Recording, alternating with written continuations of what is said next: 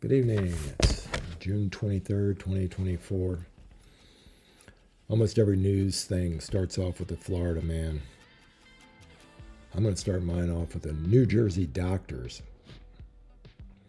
A urologist in New Jersey paid $3,000 for a 1-inch beef jerky looking thing in 1977. He took it, he hid it underneath his bed for 30 years.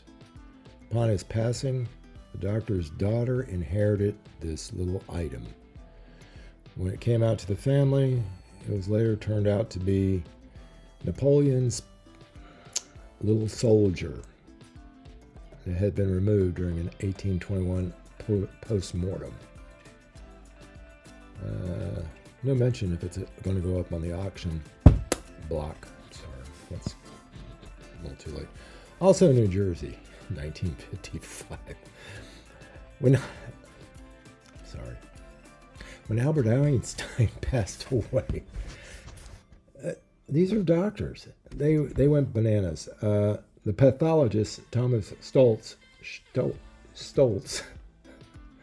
made off with this physicist's brain, while his ophthalmologist swiped his eyes and placed them in a bank. No, look at his eyes, man. God knows how long. That was Dr. Henry Abrams. No mention of if it's going to go up on the auction block anytime soon. A little fun fact. Yoda's eyes, Yoda from Star Wars, they were modeled after Albert Einstein's eyes. They're so clear, so full of energy. Oops. Matter times velocity of light. In the 2003 movie, And they're off. Seabiscuit. And the phone, we'll start again. 2003, the movie Seabiscuit, most of the crowd featured in the scene at the 1938 Pimlico racetrack was made up of sex dolls with masks and painted on clothes. You can't make some of this stuff up. 1938, back still with the movies. David O. Selznick, he was looking for a leading lady. He wanted a redhead for Gone with the Wind. This starlet showed up, but she got caught in a rainstorm and she was drenched. And one of the producer's assistant put her in his office so she could dry out and look more presentable for the audition. Well, Selznick walked in on her while she's drying her hair. And he says, go ahead and just read these few lines for me. And he wasn't impressed, and he dismissed her. Well, this redhead holds a grudge, or she has a good memory. In 1957, she went and purchased the studio, her and her husband, Desi. That was Lucille Ball, Desilu Studios. She went ahead and made his office her office. Neat. Ronald Reagan was refused a movie role once because he didn't look presidential enough. I would have had them over for dinner. Let's see. The Sumerians were the first people to name gods after 7 planets and the first to divide the week into 7 days. Thanks a lot. In the 20th century, the Ethiopian Emperor Menelik II, he would routinely eat pages of the Bible when he didn't feel well. In 1913, he suffered a stroke, so he ate the entire book of Kings, which did not include the passage, "This shall pass," because it didn't. He died of an intestinal blockage. It was the big letter Bible. I'm sorry, that was bad. I had my good news gospel with a little bit more fiber. Moving on. Russ Perot. Yeah, he ran for president once. I think he ran Texas Instrument. He bought a space mannequin. Ivan Ivovich from 1961. He went up with a dog. It was a mannequin.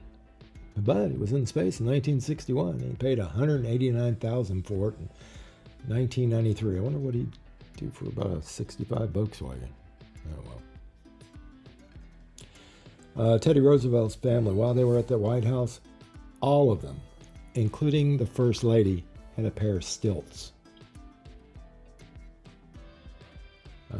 October 25, 1962, an unknown intruder tried to hop the fence of an Air Force base in Minnesota.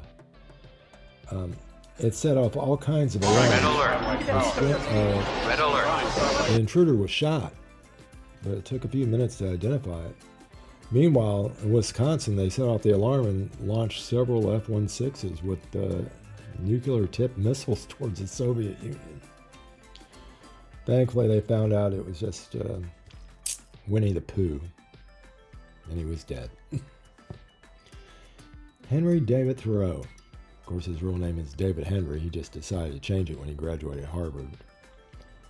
Pretty much a naturalist, big on living outside, like that little cabin, that's where it is. Walden Pond. It wasn't his property, it belonged to Emerson. So on the pond, he's trying to cook some fish. Burned up 300 acres. The great naturalist. His house was later converted into a pigsty.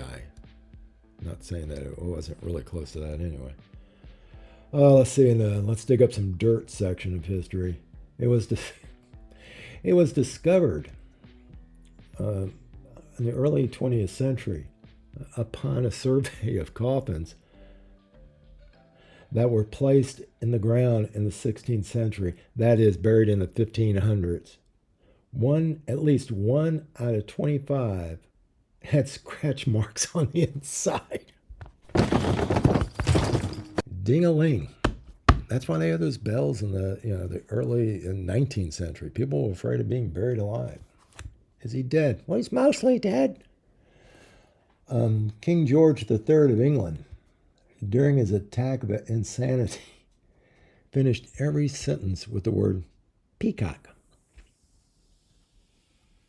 I don't know if he was showing off his feathers or what. I know he was really upset about the colonies, but oh well. Queen Victoria, she used, I have to use this word, the devil's lettuce in order to quell her cramps. She was the queen of, where the sun never sat, apparently. The British Empire. 1953, you'll never guess who sang at Queen Elizabeth II's coronation. Start me up. Yeah. Keith Richards. And the Rolling Stones. God, how old is he? I think that's going to do it. Other than that, I would just be angry a lot. That was right. I forgot this one. During the Great War, also known as WW1, the British intelligence, MI6, these are the guys who are on top of things. They thinking out of the box. They kept bombarding the Turkish enemies, the soldiers of the Ottoman Empire, with propaganda and cigarettes, and they try to, convert them to drop their alliance with the cigarette, any cigarettes. So the Turks, they just smoked the cigarettes and burnt the propaganda. So the guys in the intelligence service came up with this nice idea. Why don't we go ahead and throw over some cigarettes laced with a little opium? At the Battle of Beersheba, it was a decisive victory for the British. They couldn't even stand up, much less do close quarter drill. That's it for tonight. The dog's telling me it's time to go. I'll see you later. Oh, subscribe, like, comment, ring the bell, tell your friends. Bye. See you tomorrow.